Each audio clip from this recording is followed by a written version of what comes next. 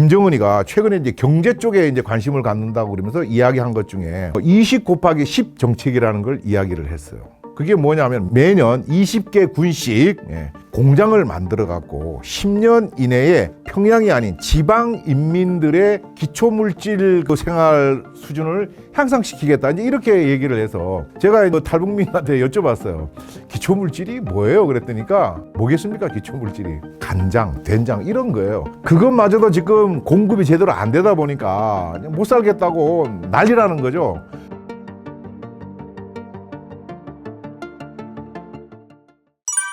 북한 내부 상황이 좋지 않다는 얘기가 많이 들리고 있습니다. 현재 북한 내부 상황은 어떤 상황인가요? 한마디로 위기 상황이다, 이제 이렇게 표현하고 싶은데요. 얼마 전에 이제 우리가 그 영국 어느 방송에서 보도한 거 보면은 평양에 있는 16살짜리 학생을 다른 친구들이 보는 앞에서 수갑 채워갖고 교화형 12년 때려갖고 데려가는 그런 것도 우리가 봤고, 그다음 좀처럼 북한에서는 일어나기 어려운 중국에 파견 나가 있는 북한 노동자들이 임금 체불 때문에 막 폭동 일으키고 막 이렇게 했지 않습니까? 예.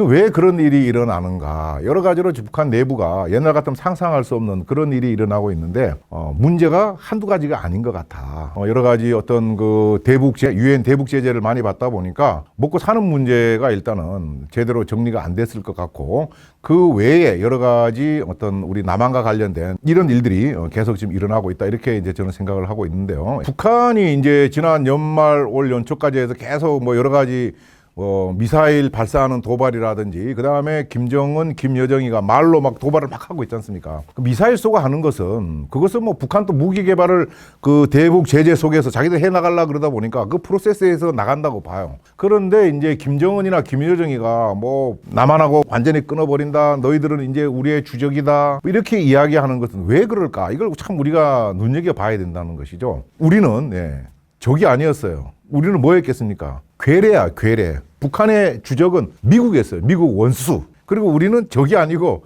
원수의 조종을 받는 괴뢰라 그랬다, 이 말이죠. 그런데 남북 관계를 다 단절을 하고, 북한의 이제 김정은이가 남한하고 이제 뭐 통일 이런 거 전혀 안 하겠다, 여차지 가면은 뭐 무력 통일하겠다, 이렇게 막 이야기를 하고 있잖아요. 이제 그렇게 이야기하는 그 이면에는 남한에 대해서 지금 상당히 두려움을 갖고 있다. 북한이 남한하고 모든 걸 끊겠다 하고 나서 실질적으로 동작으로 취한 것은 제 기억에는 경의선 거기에다가 지뢰 매설을 하고 폐쇄시킨 것밖에 사실 없어요. 나머지는 우리한테 직접적으로 무슨 뭐 액션을 취한 게 없거든요. 내부적으로는 그런데 보면은 각종 무슨 교과서나 상징물에서 통일이라는 단어를 지우고 민족이라는 단어를 지우고 우리끼리라는 걸 지우고 다 새로 만들고 있다는 거 아닙니까? 거기에다가 김정은이가 최근에 이제 경제 쪽에 이제 관심을 갖는다고 그러면서 이야기한 것 중에 20 곱하기 10 정책이라는 걸 이야기를 했어요. 그게 뭐냐면 매년 20개 군씩 공장을 만들어 갖고 10년 이내에 평양이 아닌 지방 인민들의 기초물질 그 생활 수준을 향상시키겠다, 이제 이렇게 얘기를 해서 제가 탈북민한테 여쭤봤어요. 기초물질이 뭐예요? 그랬더니까 뭐겠습니까? 기초물질이 간장, 된장 이런 거예요. 그것마저도 지금 공급이 제대로 안 되다 보니까 못 살겠다고 난리라는 거죠.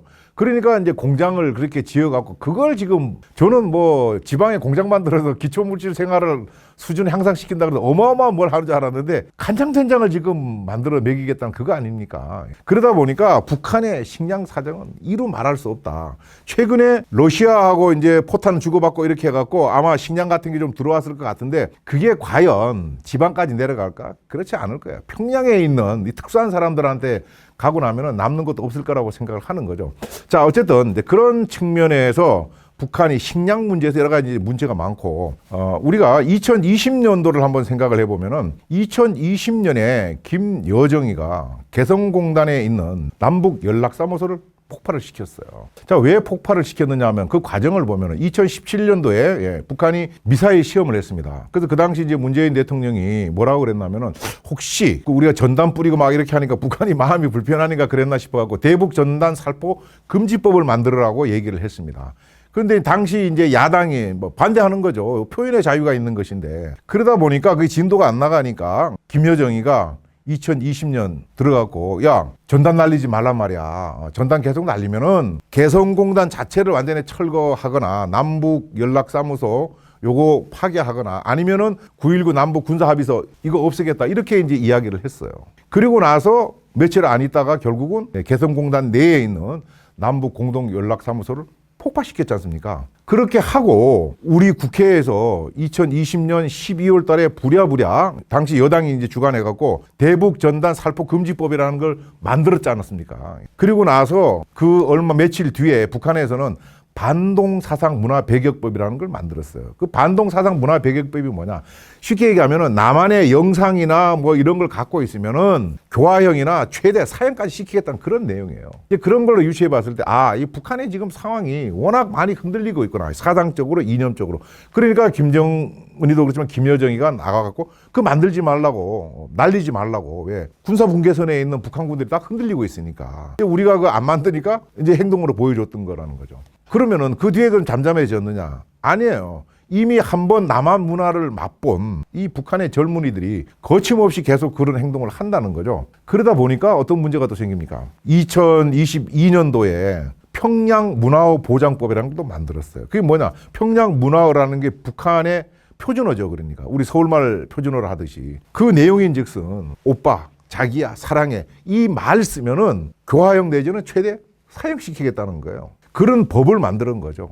그런 법을 만들었고 그 법에 저촉이 되는 어떤 영상 같은 거를 받아서 돌리고 하다가 그 16살 먹은 북한 그 평양에 있는 학생 2명이 친구들 앞에서 수갑 채워져 갖고 교화형 간 겁니다. 그만큼 북한이 지금 엄청 흔들리고 있다는 거예요. 그래서 우리가 이 북한의 어떤 심리전 이런 것들을 우습게 생각하면 안 되고 우리가 대북 심리전 한다고 얘기를 하니까 단순하게 뭐 삘 하나 날리고 그다음에 이제 군인들이 확성기 방성하는 그 정도로 생각하는데 그 정도가 아니라 그게 엄청난 파급 효과를 나누는 것이죠. 그 밖에서 대북 전단 날리고 할 때 전단만 날아가는 것이 아니고 거기에는 달러도 달려 들어가고 그다음에 USB 영상이라든지 여러 가지가 들어갑니다. 제가 중대장 할 때도 정부에서 북한으로 그 삐라라든지 물품을 많이 날렸어요.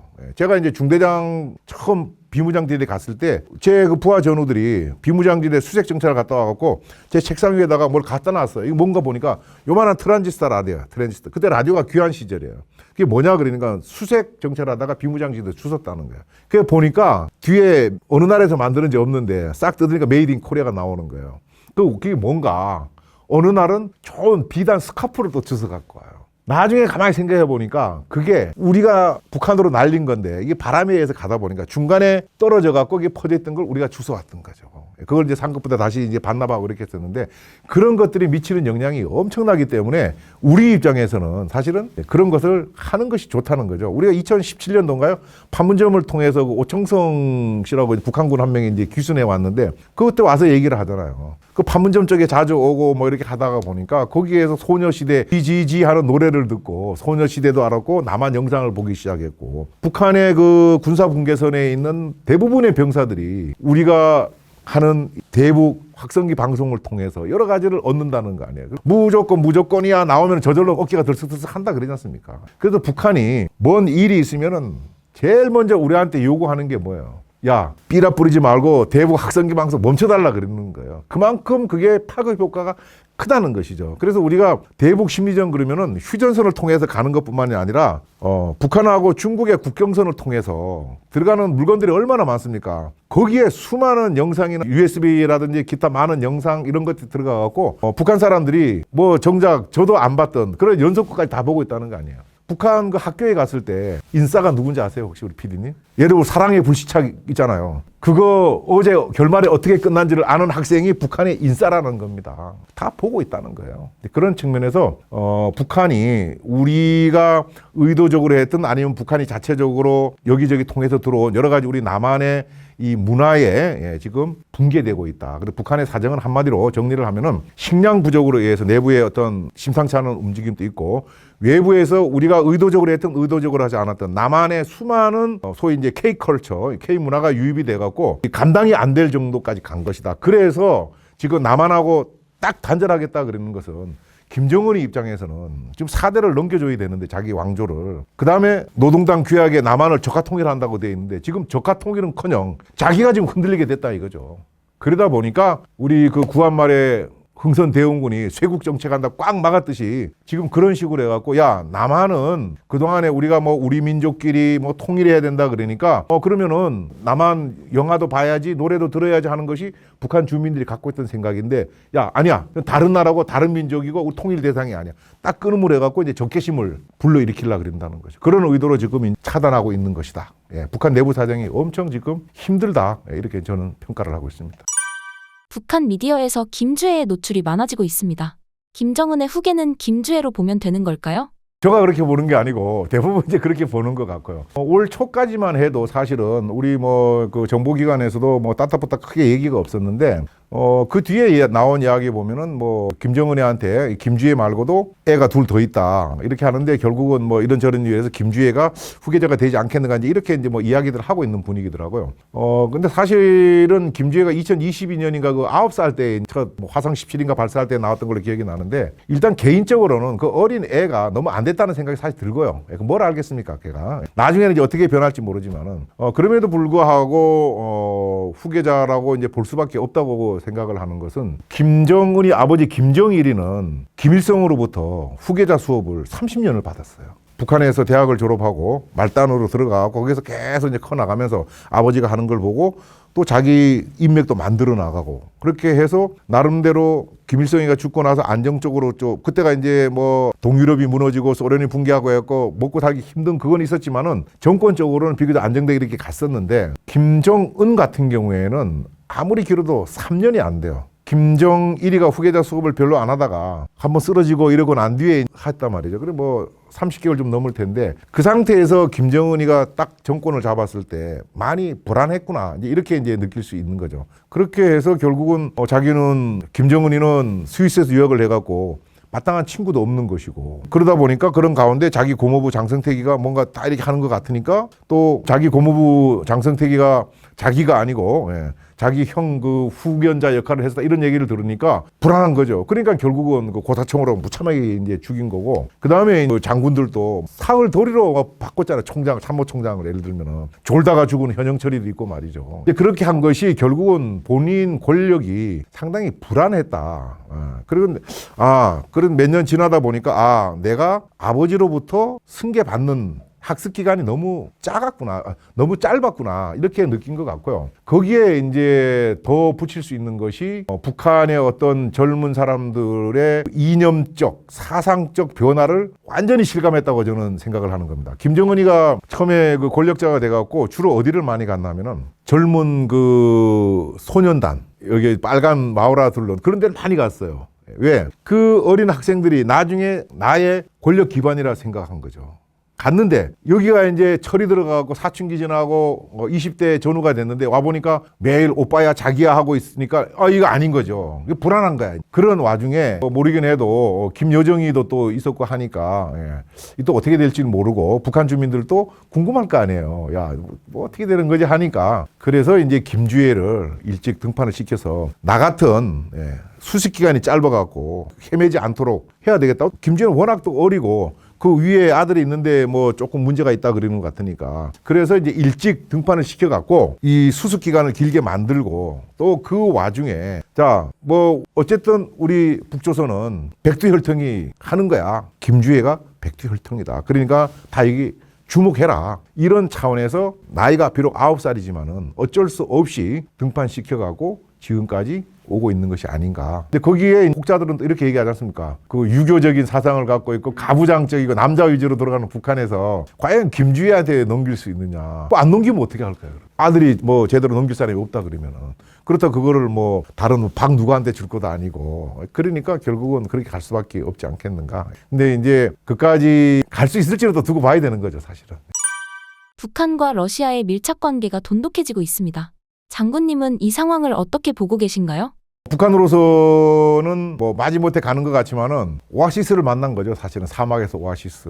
북한이 그러지 않아도 먹고 살기 힘든데 코로나 때문에 꽉 막아놔갖고 북한 주민들이 뭐 장마다 이런 게 거의 다 운영이 안 되고 그래서 했는데 어쩌다가 러시아가 우크라이나의 이제 전쟁에서 잘 안 되다 보니까 세계에서 가장 못 사는 나라 중에 하나인 북한에게 이제 도움을 요청한 거 아닙니까? 그러니까 어떤 그런 측면에서는 북한이 갑이 된 것이죠. 갑의 위치에서 하고 있는 것인데 그야말로 사막에서 오아시스를 친구를 만난 그런 기분일 거라 생각을 하고요. 또 러시아도 마찬가지죠. 자기들이 부족한 것을 채워줄 나라가 없는데 포탄하고 뭐 단거리 미사일 같은 것들을 북한이 채워주고 있으니까 이제 고마운 거고, 그것 때문에 관계가 이제 앞으로도 상당 기간은 뭐 돈독해질 수밖에 없겠죠. 그 이면에 보면은 이제 그 전에 러시아하고 이렇게 밀착하기 전에 그러면은 원래 이제 우리가 알고 있는 그 북한의 든든한 후견인은 중국이었는데 그 관계가 사실은 좀 소원한 뭐 그런 관계였거든요. 또 중국 입장에서는 어떻게 보면 미국하고 지금 경쟁하고 있기 때문에 러시아보다는 미국의 눈치를 더 본다고 그럴까요? 예, 그러다 보니까 이렇게 뭐 대놓고 하지 못하고 그러는데 몰래 하는 건 뭐 할지 모르지만은 어쨌든 그런 와중에 러시아가 도움의 손길을 요청을 했을 때 김정은이가 그걸 뭐 크게 이제 잡은 것이고, 그렇게 해서 이제 서로 이제 뭐 정상회담도 하고 또 고위급 회담도 왔다 갔다 하고 그러는데 그런 것이 당분간 앞으로 이제 계속되지 않겠는가, 뭐 그렇게 이제 생각이 됩니다. 단지 이제 여기서 이제 우리가 그 우려해야 되는 우리 대한민국이 이제 문제가 되는 거죠. 미국도 사실 어떻게 보면은 뭐 한 달이 건너는 입장인데 당장 우리는 우리의 일이니까. 그럼 이제 북한의 어떤 그 대북 제재 이런 것이 잘 돼야 되는데 최근에 보면은 유엔에서 대북 제재 결의안 연장을 해야 된다고 안건을 올렸는데 러시아가 이제 거부를 해버렸지 않습니까? 그래서 이제 그 대북 제재가 제대로 이루어지는지 전문가 패널이라 그래갖고 8개 분야에 8명이 지금 뭐 해양, 핵, 미사일, 금융 이런 각 전문가들이 북한에 대해서 대북 제재가 제대로 되는지를 찬찬히 들여다보고 그 관련된 보고서를 만들어서 정리를 해갖고 그걸 이제 유엔에다 보고해서 이제 우리가 받아보고 이제 이렇게 하는 것인데 그 역할을 못하도록 러시아가 이제 거부권을 행사한 거예요. 그러면 지금까지도 잘 안 되는 부분이 많았던 대북 제재 펑크가 날 수도 있는 사실 이제 그런 이제 상황이 될 수가 있는 거죠. 이제 그런 것을 우리가 이제 어떻게 우리 대한민국 입장에서 역할을 해갖고 이제 보완을 해야 될 것인가 이런 것이 이제 큰 숙제일 것 같고요. 그 비슷한 시기에 이제 결국도 그 러시아의 어떤 선박이나 기관이나 사람들이 몰래 북한에다가 뭐 도와주고 이런 게 체크가 돼갖고 우리 외교부에서 이제 러시아에다가 야 그렇게 하면 안 된다고 한마디 했지 않습니까? 그러니까 바로 러시아가 대책이 들어와갖고 너희들이 뭔데 그러냐, 가만히 있어라, 너희들하고 우리 사이 안 좋게 된다, 막 이렇게 얘기를 하고 있는 상황인데 우리 정부로서도 상당히 뭐 곤혹스러울 수도 있지만은 일단은 제 개인적인 생각은 제가 뭐 외교 전문가는 아니지만 원칙대로 가야 된다고 보고요. 어쨌든 지금 현재는 러시아 입장에서는 북한의 손길이 아쉽기 때문에 포탄하고 단거리 미사일 같은 거 손을 벌리고 있지만은 우크라이나 전쟁을 러시아 입장에서도 계속 할 건 아니잖아요. 빨리 끝내려 그럴 거 아니에요. 끝내고 나면 결국은 러시아도 먹고 살아야 되기 때문에 경제를 또 생각해야 되기 때문에 경제적인 측면에서는 사실 러시아가 북한한테 뭘 교류할 게 있겠습니까? 지금 거기에 우리 뭐 라면, 그 초코파 이런 게 다 우리께 가서 돌아다니고 있는데 그런 측면에서는 우리가 좀 세게 나가도 제 개인적인 생각은 러시아가 우리한테 함부로 못할 거다. 저는 뭐 이렇게 생각을 해요. 그런 측면에서 어쨌든 그런 와중에 러시아가 북한에게 정찰 위성 쏘는 걸 좀 도와줬다든지 최근에는 미그 29 업그레이드 시키는 기술을 뭐 어떻게 했다 이런 이야기들이 간간히 흘러나오고 있는데 그런 것은 뭐 두 나라가 주고받다 보니까는 할 수 있는 것이지만은 그런 부분도 우리가 눈여겨봐야 될 그런 부분이라고 생각이 됩니다.